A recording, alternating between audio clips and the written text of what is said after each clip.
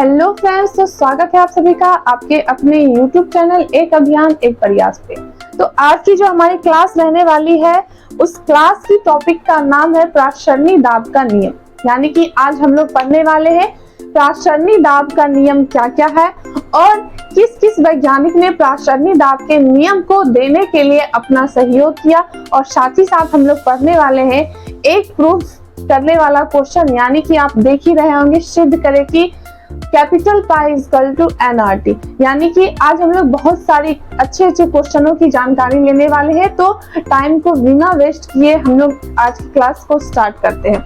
चलिए, तो सबसे पहले हम लोग आते हैं कि प्रासरणी दाब का नियम क्या है। प्रासरणी दाब का नियम तो आप लोग जान लीजिए कि प्रासरणी दाब का जो नियम है ये वॉन हॉफ गुणक नामक वैज्ञानिक ने दिया। किसने दिया था? वॉन हॉफ गुणक, ठीक है। वॉन हॉफ गुणक नामक वैज्ञानिक ने प्रासरणी दाब का नियम दिया था। ठीक, सबसे पहले हम लोग आते हैं कि प्रासरणी दाब के 3 नियम है। कितने नियम है? प्रासरणी दाब का 3 नियम।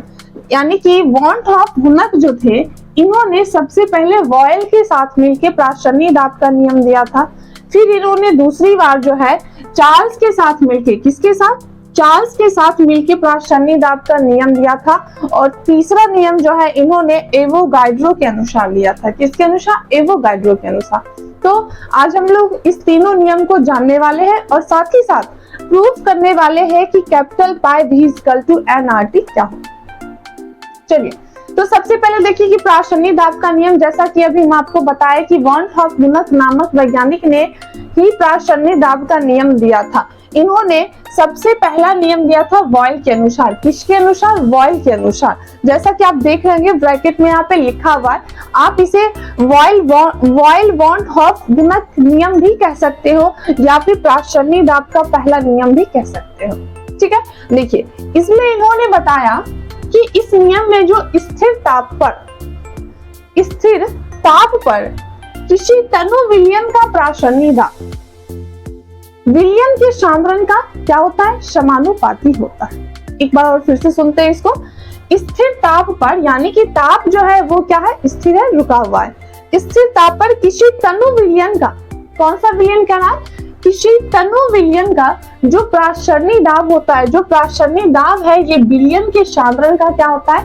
समानुपाती होता है, यानी कि बराबर होता है। ठीक है, तो हम इसे लिखेंगे कैपिटल पाई समानुपाती 1/v। क्या लिखेंगे? कैपिटल पाई समानुपाती 1/v। और v हमारा क्या हो जाएगा? विलयन का आयतन। क्या हो जाएगा? विलयन का आयतन, जिसमें 1 ग्राम अणु क्या है? विलय है। यानी कि ये v जो है हमारा ये विलयन का आयतन है। और कौन सा आयतन? जिसमें हमारा 1 ग्राम अणु क्या रहेगा? विलय, यानी कि सॉल्यूट के रूप में रहेगा। ठीक है, तो ये वॉन हॉफ ने सबसे पहले वॉयल के अनुसार प्रासरणी दाब का पहला नियम दिया था। ठीक, चलिए सेकेंड नियम आते हैं हम लोग चार्ल्स वॉन हॉफ। आप इसे चार्ल्स वॉन हॉफ नियम भी कह सकते हो या फिर प्रासरणी दाब का दूसरा नियम भी कह सकते हैं। ठीक है, इन्होंने बताया इस नियम में कि सांद्रण स्थिर रहने पर विलयन का प्रासरणी दाब क्या होता है? परम ताप का समानुपाती होता है। सांद्रण स्थिर रहने पर विलयन का जो प्रासरणी दाब होता है वो किसके समानुपाती हो? तो परम ताप के समानुपाती होता है। ठीक है, तो इन्होंने बताया कि कैपिटल पाई समानुपाती किसका? T का, यानी कि ताप का। और जबकि C क्या है? यहाँ पे स्थिर है। C क्या है? रुका हुआ है। ठीक, तो ये किसके अनुसार आया था? चार्ल्स के अनुसार आया था। और साथ ही साथ इन्होंने एक तीसरा नियम दिया, यानी कि आप कह सकते हैं कि प्रासरणी दाब का जो तीसरा नियम था उसे क्या कहते हैं? एवोगाड्रो वॉन हॉफ का नियम। एवोगाड्रो वॉन हॉफ का नियम या फिर इसे प्रासरणी दाब का तीसरा नियम भी कह सकते हैं।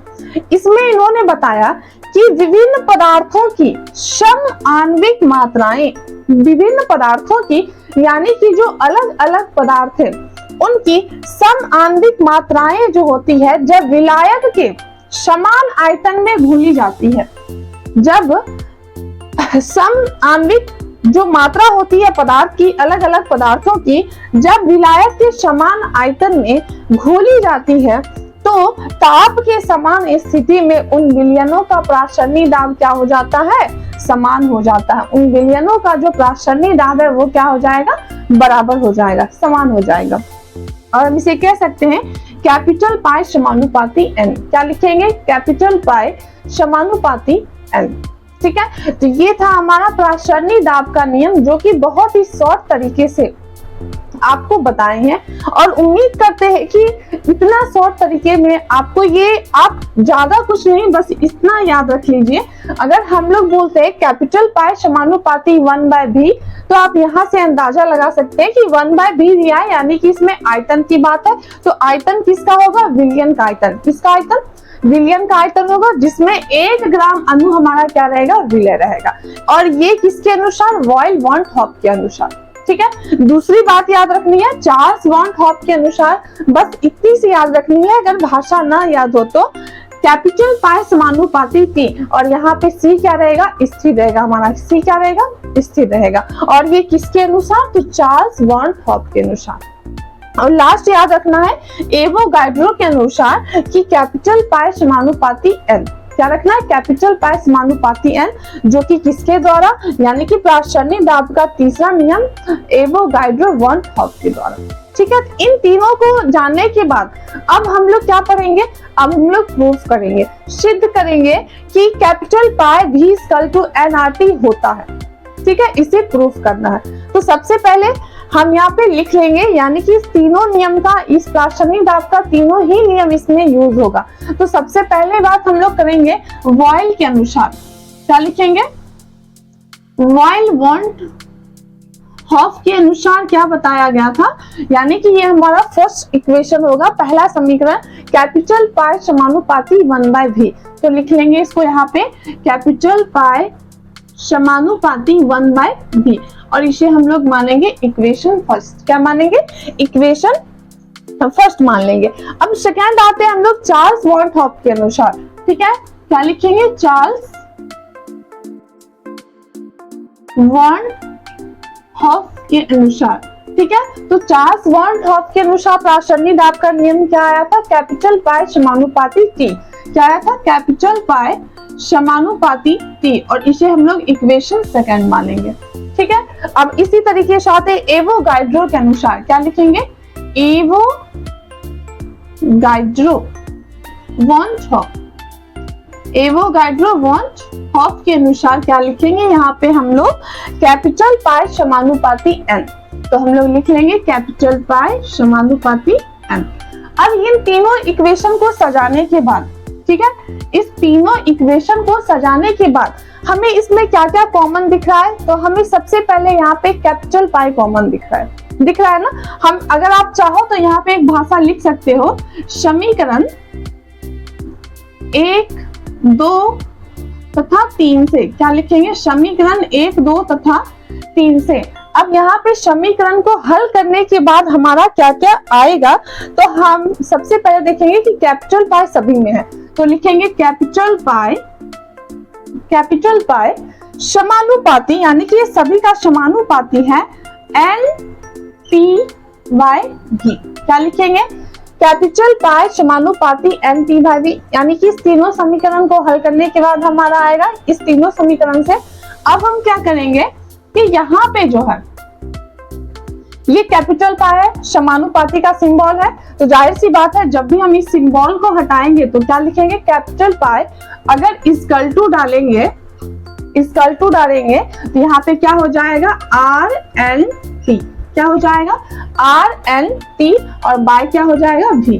जहां पे R हमारा क्या रहेगा, स्थिरांक रहेगा। ये जो R देख रहे हैं ये क्या है, स्थिरांक रहेगा। ठीक है, आपको पता ही होगा जब भी हम किसी सिंबल को हटाते हैं और उसके जगह पे इक्वल को डालते हैं तो वो एक कांस्टेंट लेके आता है, यानी कि स्थिरांक को लेके आता है। तो हमने यहाँ पे क्या किया कि समानुपाती का सिंबल हटाया और यहाँ पे डाला इक्वल टू, और साथ ही साथ R यानी कि कांस्टेंट को रखा है।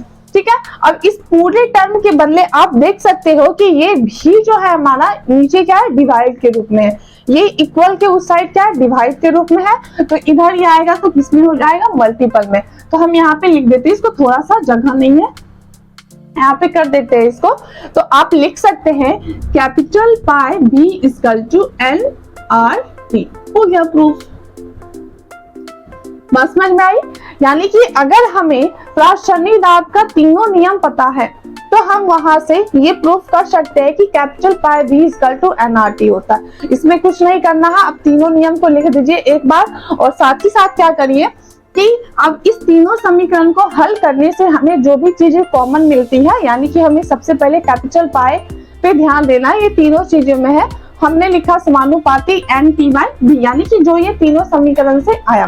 ठीक है, अब ये भी क्या था, नीचे डिवाइड में था, हम इक्वल के सामने क्या कर लिए, इसको मल्टीपल में कर लिया, यानी कि गुणक के रूप में कर लिए, तो हमारा आ गया कैपिटल पाई भी इक्वल टू NRT, जो कि प्रूफ हो चुका है। ठीक है, अब हम लोग थोड़ा सा और आगे बढ़ते हैं, एक और भी बहुत ही बढ़िया सा क्वेश्चन है। चलिए अब हम लोग साथ ही साथ देखते हैं कि प्राशनी दाब से आणविक द्रव्यमान किस प्रकार से ज्ञात करते हैं। प्राशनी दाब से, अब ये तो हमारा आया प्राशनी दाब का नियम, हमने यहाँ पे प्रूफ भी कर लिया। अब एक सवाल और भी है, बहुत ही अच्छा सा सवाल है कि प्राशनी दाब से आणविक द्रव्यमान ज्ञात करना। प्राशनी दाब से आणविक द्रव्यमान किस प्रकार से ज्ञात कर सकते हैं, उसको जानते हैं। तो सबसे पहले हमने यहाँ पे भाषा को लिख दिया, ये बहुत ही आसान है और बहुत ही इजी तरीका है। देखिए सबसे पहले हम लोग तो जानते हैं कि हम कैपिटल पाई भी इक्वल टू NRT होता है, अभी अभी प्रूफ किया है हमने, कैपिटल पाई भी इक्वल टू NRT होता है, ये बात हमें पता है, तो हमने लिख लिया कि हम जानते हैं कि कैपिटल पाई भी इक्वल टू NRT। नेक्स्ट, अब यहाँ पे ये कैपिटल पाई भी NRT क्या क्या है उसको भी समझना बहुत आसान है, हमने आपको यहाँ पे ये पूरा लिख दिया। यानी कि कैपिटल पाई क्या है हमारा, प्राशनी दाब, क्योंकि हम लोग पढ़ क्या रहे, प्राशनी दाब का नियम, और आपको हम पिछले क्लास में बता चुके हैं कि प्राशनी दाब को कैपिटल पाई से डिनोट करते हैं। ठीक है, चलिए तो कैपिटल पाई हमारा क्या हो जाएगा, प्राशनी दाब, V क्या रहेगा, विलयन का आयतन यानी कि वॉल्यूम, N क्या रहेगा, विलय के मोल की संख्या, ठीक है, और R क्या हमारा स्थिरांक। और साथ ही साथ एक और भी इम्पोर्टेंट जानकारी रखिए कि R का जो वैल्यू होता है, कांस्टेंट का जो वैल्यू होता है वो कितना होता है, 0.082, कितना होता है 0.082, तो इसे भी थोड़ा सा माइंड में ऐड रखिएगा। और साथ ही साथ T हमारा क्या हो जाएगा, टेम्परेचर, क्या हो जाएगा, टेम्परेचर यानी कि ताप। तो यहाँ तक तो हमारा क्लियर है। नेक्स्ट, चूंकि हम जानते हैं कि N इक्वल टू W/M होता है, हम लोग हमेशा से पढ़ते आ रहे हैं और स्टार्टिंग से ही पढ़ते आए हैं कि M इक्वल टू क्या होता है, W/M, यानी कि जो M होता है वो किसके बराबर होता है, तो ये जो है विलय की मात्रा, अगर उस विलयन का अनुभार निकाल दिया जाए, उस दोनों के अनुपात को कहते हैं, किसको कहते हैं, अनुपात को। तो हम लोग जानते हैं कि N इक्वल टू W/N होता है, जहाँ पे हमारा W क्या रहेगा, विलय की मात्रा, यानी कि विलय हमारा कितना है उसकी मात्रा, और हमारा M क्या हो जाएगा, अनुभार, क्या हो जाएगा, अनुभार। और यहाँ से हम लोग निकालेंगे कि यानी कि इस पूरे M के बदले में, इस पूरे N के टर्म में हम लिख सकते हैं W/M, N के बदले में, यानी कि N बराबर होता है W/M के, तो N की जगह पे हम लोग लिख सकते हैं W/M। तो हमने क्या किया, यहाँ पे हम लोग पहले से जानते हैं कि कैपिटल पाई भी इक्वल टू NRT होता है, तो यहाँ पे M आया था, यहाँ पे क्या होना चाहिए था, N होना था, तो N की जगह पे हमने यहाँ पे क्या लिखा, W/M, क्या लिखा, W/M लिख दिया। क्यों, क्योंकि मुझे पहले से पता है कि N इक्वल टू W/M होता है, तो ये N लिखे या W/M लिखे, बात तो बराबर ही है, तो हमने यहाँ पे ये लिख दिया। नेक्स्ट स्टेप में हमने क्या किया कि ये M जो है नीचे क्या है, भाग में है, बराबर की साइड ये क्या है, भाग में है, तो बराबर को जब हम इस साइड में करेंगे, बराबर की इस साइड जब M को लाएंगे तो ये क्या होगा, इसके गुणक में होगा, क्या हो जाएगा, इसके गुणक में हो जाएगा। तो अब देखिए यहाँ पे कुछ नहीं है, आप एक स्टेप और इसको बढ़ा सकते हो, अगर समझ में नहीं आ रहा है तो हम यहाँ पे क्या करेंगे, कैपिटल पाई V इंटू क्या करेंगे, M इक्वल टू WRT, इस तरीके से इसको लिख सकते हैं। और साथ ही साथ अगर ये कैपिटल पाई भी जो है ये गुना के रूप में है, तो इधर जाएगा तो नीचे क्या हो जाएगा, भाग के रूप में। जो इस साइड मल्टीपल में रहता है तो उधर जाके क्या होता है, डिवाइड में हो जाता है। अगर प्लस में रहता है तो माइनस में हो जाता है, माइनस में रहता है तो प्लस में हो जाता है। तो इस तरीके से ये चलता है, ठीक है। तो हमने वहां पे बस इतना सा स्टेप किया है कि कैपिटल पाई बी को इस तरफ लाए हैं नीचे, और m जो हमारा था इस साइड से नीचे यानी कि डिवाइड में था, इसको इधर ले आए गुना के रूप में, ठीक है। तो हमारा ये क्या हो गया, यहाँ से बना m इक्वल टू WRT भाई क्या हो जाएगा, m equal to WRT by capital pi B, ठीक है। तो ये रहेगा। तो उम्मीद करते हैं कि आज की जो क्लास है प्रासंगिक दाब का 3 नियम और यहाँ से capital pi B equal to NRT को प्रूव करना, और साथ ही साथ हम लोग क्या सीखे कि प्रासंगिक दाब से आणविक द्रव्यमान किस तरीके से ज्ञात कर सकते हैं। तो उम्मीद करते हैं कि ये सारी चीजें आपको समझ में आ गई। तो आज के लिए इतना ही, धन्यवाद। मिलते हैं हम लोग अगली क्लास में, तो बने रहिए हमारे